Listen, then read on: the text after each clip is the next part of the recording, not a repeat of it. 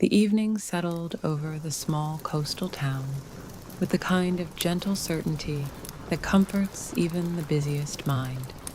Shops drew their shutters one by one. The grocer stacked tomorrow's pears in the window before locking the door. The baker laid a towel over cooling loaves, and a pale ribbon of steam drifted into the soft air, fading like a thought kindly set down. Street lamps blinked awake in quiet sequence. Cats took up their patient posts at thresholds, perfectly content to do nothing at all. On the hill above the harbor stood a modest inn with a slate roof and a blue door. Its sign, the Wayfarer's Lamp, moved slightly in the breeze and made a wooden hush as it swung. Inside, the lobby smelled of linen and lemon oil, and a clock on the mantel measured the hour with a steady tick. Whoever arrived at this hour arrived to warmth. Whoever sat down soon found a teapot placed within reach and a wool throw offered without a word. Tonight, the lone guest was Daniel. He was in that season of life when the calendar no longer startles you, but the mirror sometimes does. When you are as interested in what your back can lift as in what your future can hold. When the smallest delights, ripe apricots, a clean drawer, a lamp switched on just as evening falls, speak to you in simple, persuasive sentences. He had traveled by slow train after a busy few months that left his thoughts scattered like papers in a soft wind. He did not come to chase anything. He came because he felt like a garden that could use a day of light rain. The innkeeper, a woman named Mira with a braid down her back, welcomed him with a nod that felt as natural as breathing. Long trip, she asked, not because she needed chatter, but because hospitality is sometimes a matter of light questions asked with care. Long enough, he said, but the last part looked like a painting. Mira smiled. It does that. You're in room 7. The kettle knows the way. She did not say it as a joke. At the Wayfarer's Lamp, the kettles seemed to sense a need and warm themselves accordingly. It was a practical miracle, the kind that occurs when a place has been tended for years by capable hands. Daniel climbed the stairs, his bag thumping softly with each step, and opened the door to room 7. The room had a window facing the harbor and a desk with a lamp that cast a honeyed circle. A quilt lay over the bed, patched with squares of various blues, like the sea sewn into cloth. On the desk, beside the lamp, sat a kettle and a note. Water is ready. Steep as long as your day requires. He laughed in the quiet, then filled a mug with hot water and watched a cloud of steam bloom. While the tea rested, a calming blend that remembered you were human even if you had forgotten. He leaned on the window frame and looked toward the harbor. The boats sat without impatience. A few masts ticked against their lines. The last ferry had already come and gone, so the dock was a wooden line drawn under the day's sentence. He drank slowly. The first sip put both feet on the ground. The second relearned the shape of his ribs and asked them to loosen. By the third, his shoulders had forgotten they once lived near his ears. On the desk was a thin book of local walks. He paged through it with one hand while the other held his mug. The pages were annotated in pencil by previous guests, small suggestions that felt like cousins of kindness. Try the path by the elder trees. Bring bread to the tide. There's a bench 2 curves in where the wind sits with you. The words came from strangers, but landed like they had been written by a friend who knows you prefer small good choices to large brave ones. Daniel set the book down and paced the room once, not from restlessness, but from the pleasure of ownership. To stand in a room and feel your weight settle amid clean sheets and a certain window is to say to the day, I am done, and so are you. He drew the curtains partway closed, leaving a slim roadway of sky visible, then turned off the lamp. In the shadow, the old oak desk looked sturdy and faithful, like a letter that had quieted many times. He lay down, his tea-warmed chest rising and falling. Sleep was near but not yet present, like a tide turning in the dark. Mind, on nights like this, likes a story that doesn't ask it to step anywhere difficult. So he told himself a simple one. It began the next morning, because even in the softest narratives, there is a sense that tomorrow can be safely approached. In the quiet hours before the town woke, he imagined a fog would sit low on the water, and gulls would call to each other in that low conversational voice they use when no one is looking. He would wake to the smell of toast and orange peel and stand at the window to watch the harbor wash itself in grays. He would dress in a sweater that had remembered his shoulders and lace his shoes by feel. Morning, when it arrived, would not rush. The inn's hallway would carry a warmth that traveled the length of the building like news of something pleasant. Downstairs, he would find Mira polishing the bell on the desk with a clean cloth, and she'd nod toward the dining room where 2 tables were laid as if old friends were about to sit. Daniel would pour coffee from a ceramic pot into a wide cup already warm from the steam that passed over it. He would slice a piece of bread that had woken early to be ready for him, and he would spread it with butter and honey until it held a shine. Mira, without hovering, would say, if you're walking, try the path through the orchard and then down the lane by the tide pools. The stones are kind to ankles. I like kind stones, he would reply, and mean it. He would put an apple in his pocket, not because he was particularly hungry, but because it is good to travel with a small, wholesome plan. The orchard visited in his mind would belong to no one and to everyone.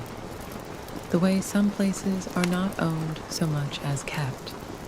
The trees would be old enough to have opinions but polite enough to keep them, and their shade would be the exact right flavor of cool. He would pause by a wooden ladder, leaning against a trunk, and his hand would rest a moment on its rung, as if greeting an old tool. A simple walk would carry him along a fence, where wild roses had decided they were as much in charge as any gardener. They would offer their uncomplicated fragrance, which is the kind of generosity that wants nothing back. After the fence, the land would slope down to the shore, where stones, smoothed by decades of soft insistence, would be arranged as if a careful hand had rolled them into place. At the tide pools, he would crouch and watch small worlds at work. Tiny fish would dart like thoughts that almost became words. Seaweed would billow with slow confidence. The pool's surface would hold the sky with more faith than any mirror. He would sit on a sun-warmed rock, the kind that offers your body a shape to match, and listen to the easy conversation of water and stone. This kind of listening does not require effort. It draws you forward the way a gentle friend walks a step ahead to lead you through a garden path you would have missed. In the ease of that imagining, Daniel felt his breath lengthen.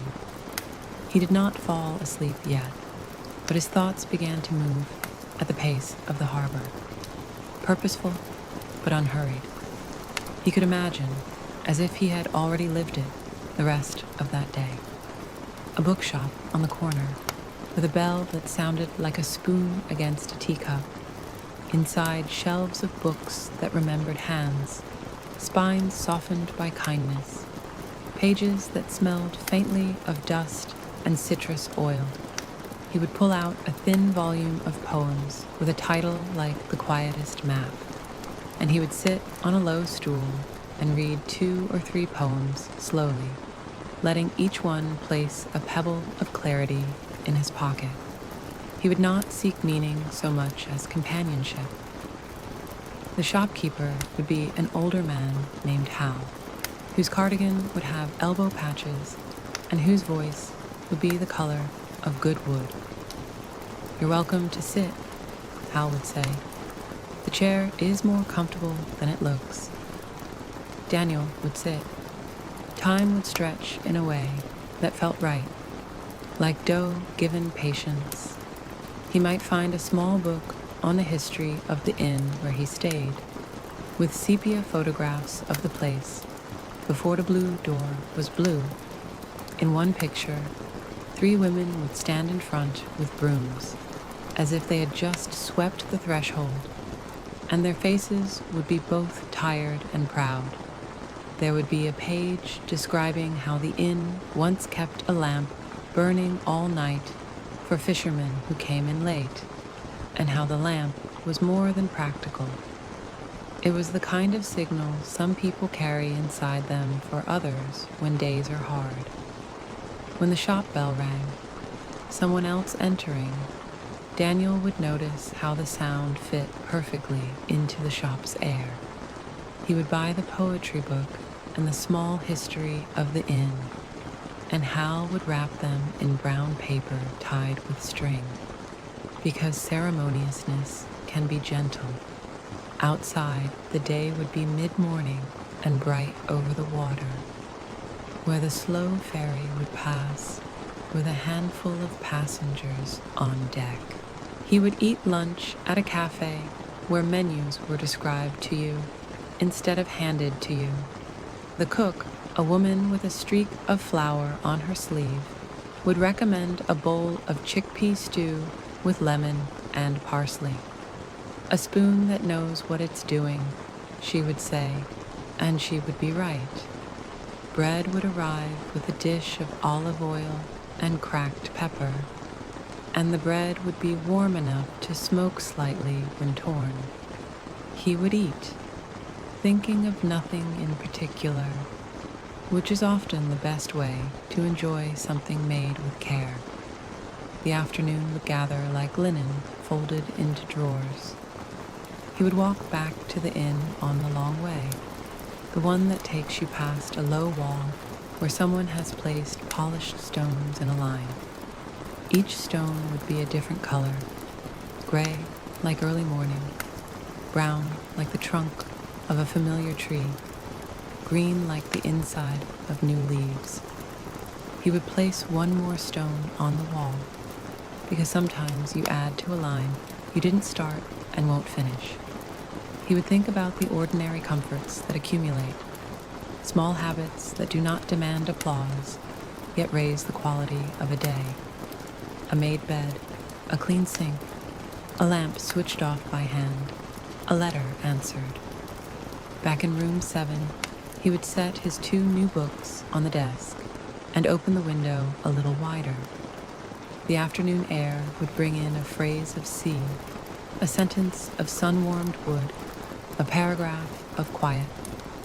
He would do nothing for a while on purpose.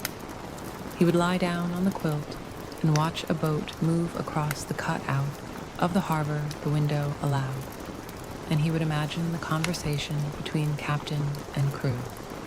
Not dramatic, just precise, like a recipe well known to both. Later, he would write a letter to a friend. He would write about simple things, because simple things are the ones we forget to mention, and then regret not having mentioned. He would write about the apple in his pocket and the bench 2 curves in where the wind sat with him. He would write, "I have done almost nothing today, and it has been exactly enough." He would fold the letter and place it on the desk, knowing that tomorrow he would ask Mira where to find stamps, and Mira would reach into a small drawer and pull out a handful and say, Choose one with a lighthouse or one with a field. Either will find its way, evening would come again. Lamps would blink awake as if they had been waiting behind their eyelids. The harbor would lift its shoulder in a gentle tide, and dinner would be simple, a bowl of soup that had started as onions and olive oil, then turned into a comfort by degrees, plus a slice of cheese, a small salad, and a pear. He would take the pear outside, sit on the steps of the inn, and eat it while looking at the sky changing colors modestly. A neighbor cat would wander over, sit one step down, and pretend not to care that company had arrived. The cat would close its eyes to slits and breathe the kind of calm that passes between species. And now, still lying in the quiet of the actual night, Daniel felt the story's layers like blankets. He found himself in the warm middle of it, not trapped, but held. He thought of how days can be arranged like shelves, a few necessary tasks on the top, something beautiful and unnecessary at eye level, a soft cloth folded and ready on the lower shelf, just in case. He thought of how there is an art to tending the ordinary, and that art does not require extraordinary talent, only attention given kindly. His mind sketched a second day at the coast, because a story for sleeping often needs a little horizon, a small promise that tomorrow is made of the same safe material. He pictured the same harbor, a little earlier, with the sky giving itself over to light. He pictured a narrow path up the hill behind the inn, a path that trails between lavender and thyme, both brushed and stirred by feet and paws. He pictured a wooden bench at the top, with a view that took in the entire town as if it were cupped in two steady hands. He would carry his coffee up there, mug warmed by his palms. He would sit with the steam rising, and every sip would feel like a little consent to the day. From the bench, the roofs would look like folded paper, the boats like toys set out carefully on the blue. He would think of the people he loved and feel them draw nearer, not as burdens, not as needs, but as warm lights in the landscape of his mind. He would send a quiet wish to each of them, the way a person might set a small boat with a candle in it onto calm water and watch it find its way. He would come down the hill and wave to the florist arranging buckets at the shop front, and she would say, "Marigolds travel well," and he would buy a small bunch for his room. He would place them in a glass by the window, where they would hold their orange like a cup of fire that didn't burn. He would think of the ways color lifts a day without asking questions. Blue door, yellow lemon, green pear, soft gray sky. Perhaps he would find, wandering without mission, a workshop where someone repaired clocks. He would step inside because the door would be open and because the sound of many clocks at once is oddly calming. The coordinated but not identical measurements of time keeping one another company. The clockmaker would be a woman with short hair and a neat apron. She would listen to each clock by placing her ear to its heart, the way a doctor listens to a chest. "Do you fix all of them?" he would ask. "Some want to be fixed," she would say. "Some want to be cleaned. Some want to be forgiven, which is mostly cleaning." The line would stay with him. He would stand among the faces with their hands at various places, and he would not feel rushed. He would understand that time is not a strict hallway, but a garden path with considerate signs. Before leaving, he would buy a modest pocket watch that had no fancy intentions. It would keep time well enough.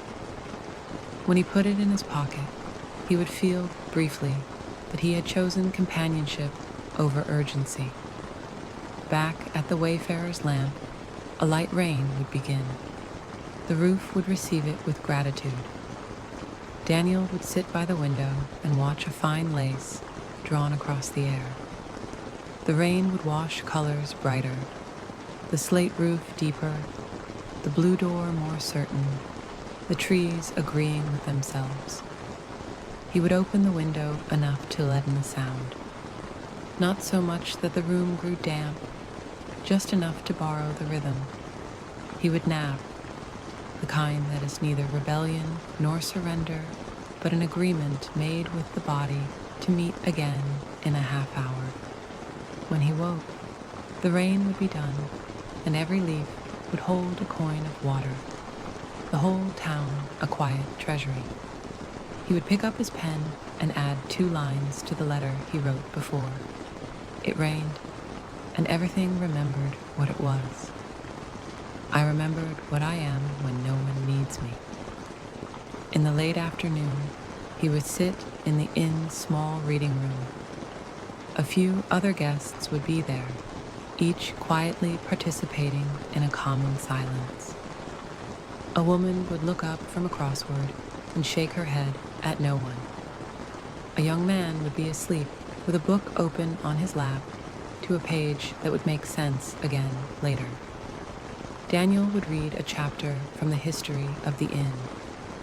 He would learn that the original lamp, a brass thing with a glass chimney, was once knocked over during a storm but did not break. It has been polished by storms and by hands, the sentence would say, and he would feel he understood more than the author intended. Evening would return with its proper authority. The inn would serve a simple meal again, and this time a neighbor would join the table and tell the kind of short story that lives best in low light. Not a story to excite, just an account of a walk that led to an old stone wall and how someone had stacked a new line of pebbles on the top. I added a yellow one, the neighbor would say. It looked like the middle of an egg. Everyone would nod as if they had been there, because that is what good company does. It makes distant details familiar. Now, lying in the actual room, Daniel felt the present rest against his imagined day like 2 hands folded. Sleep approached without drama. It stepped into the room as a soft-footed guest who knows the house. The clock on the mantel downstairs kept time for all the rooms. The harbor breathed. The cat on the steps dreamed whatever cats dream. Likely nothing urgent. Before he slipped under, he thought of the small rituals that lift a season of life. A drawer emptied and wiped, then filled again carefully. Shoes brushed and set side by side. Receipts cleared from a wallet so it weighs what it should. A phone left in the other room for an hour. He thought of how these rituals, like the tide, function without fanfare. You do them because they are right-sized. You do them because they return you to the life you meant to live. He did not dream a complicated dream. He drifted in a simple tide of scenes.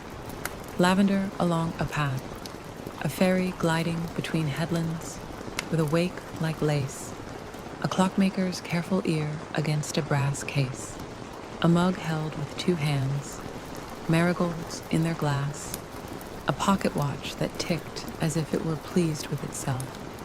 In one small corner of his mind, the letter to his friend folded itself into an envelope and stood on the desk, prepared for a stamp with a lighthouse on it. Morning came as it promised it would, because mornings like to keep their end of the bargain. The window let in a narrow band of light, the same color as the inside of a lemon. Birds took up their part in the daily chorus.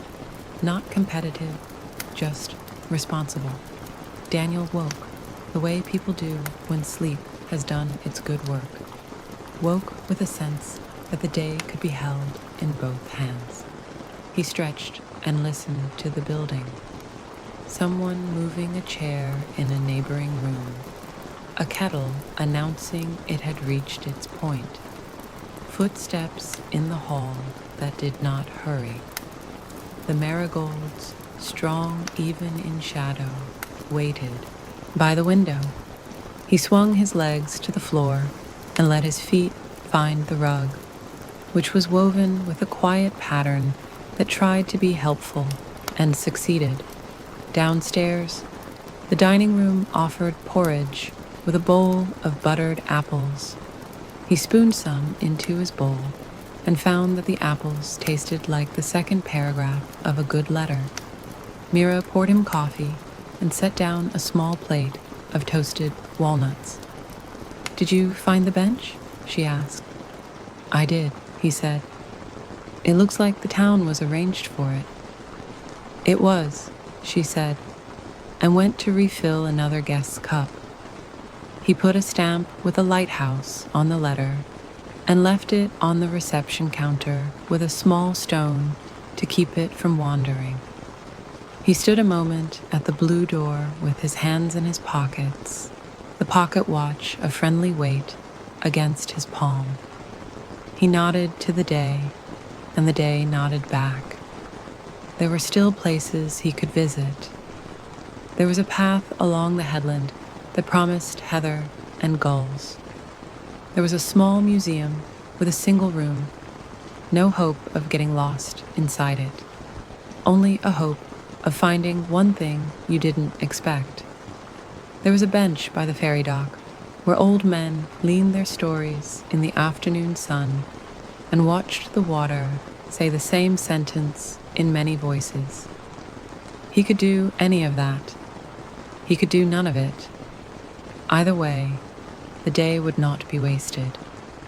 He walked to the orchard again, just to see if the light had changed the language of the leaves. It had.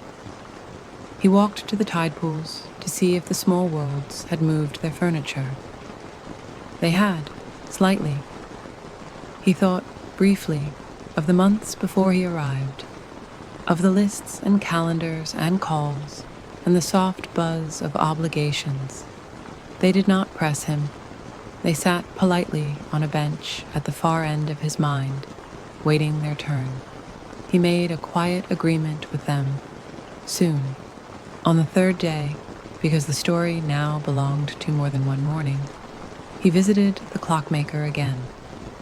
She showed him a clock that ran a shade slow. "I prefer it," she said, "for afternoons." He listened to it tick and understood it as a philosophy. Not everything needs to be corrected to the star. Some hours are improved by a fraction of forgiveness. At the bookshop, Hal had set out a bowl of wrapped candies at the counter. "A test of moderation," he said, and Daniel took one, because moderation often enjoys an audience.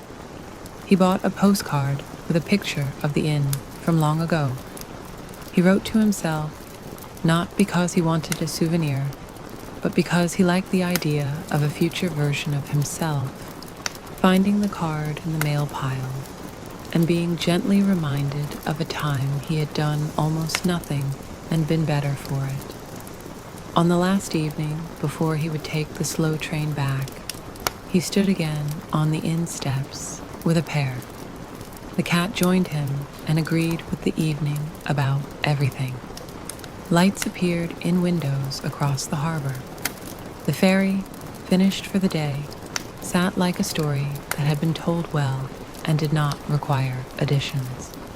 He felt gratitude that did not demand a speech, only a breath taken a little deeper.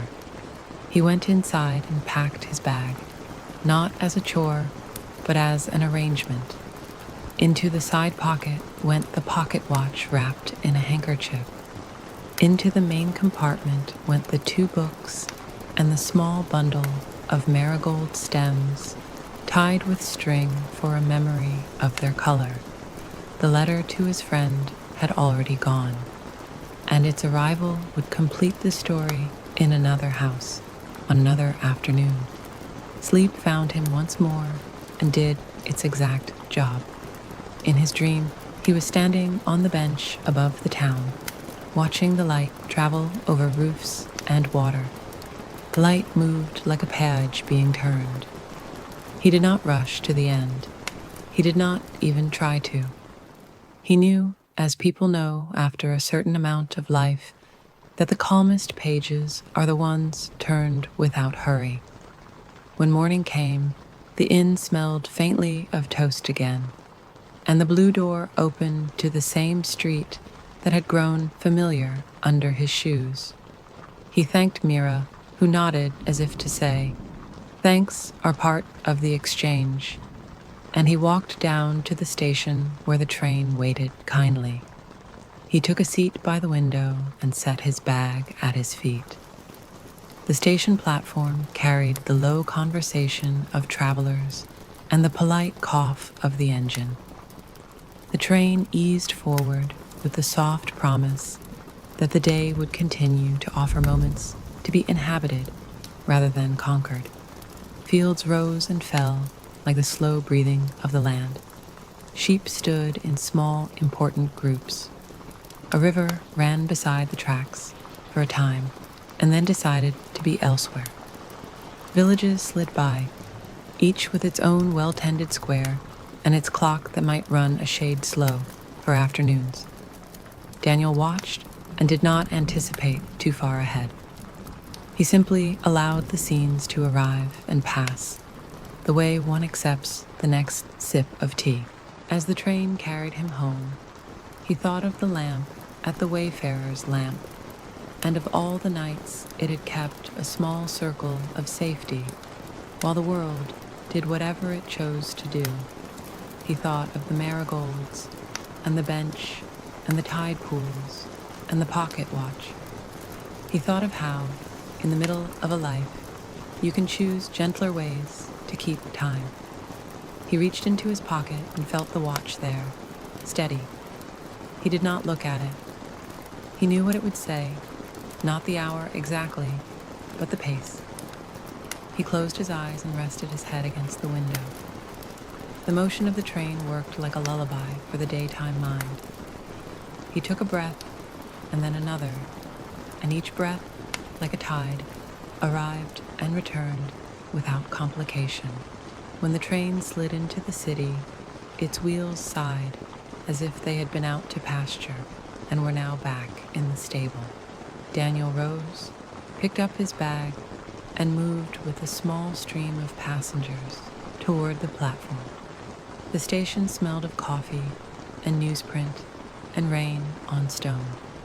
He stepped out into the day that waited for him, a day that would not forget what he had learned by the sea, that care taken quietly is still care, that clocks can run a little kind, that you can bring back with you a pocket watch, or a book, or a letter, or simply the habit of paying attention to the way light changes a room. Days followed as they do. He placed the pocket watch on his desk at home and sometimes put it in his pocket when he went for an evening walk around the block.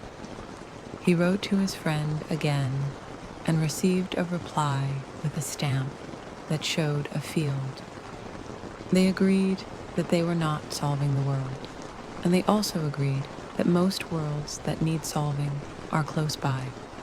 The kitchen sink, the desk drawer, the garden bed. He made soup on Sundays and left notes for himself on small pieces of paper that said things like, "Go slowly," and "Try the bench, 2 curves in."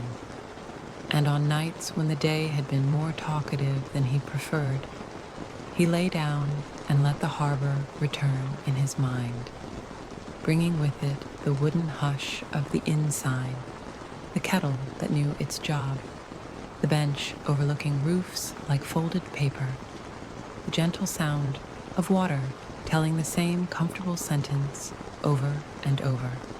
Sleep arrived then, not because he demanded it, but because he had set out the small signals that guided home. In the end, the story did not require a lesson. It required only a place that held room for a person to set down their bag and be accompanied by ordinary, kindly things. A blue door, a quilt of many blues, a book with a soft spine, a pear, a pocket watch, and the understanding that somewhere above a quiet harbor, there's always a lamp that stays lit as long as someone needs it, not to alarm or command, but to tell them, here is a safe edge to the dark, and beyond it, more gentleness.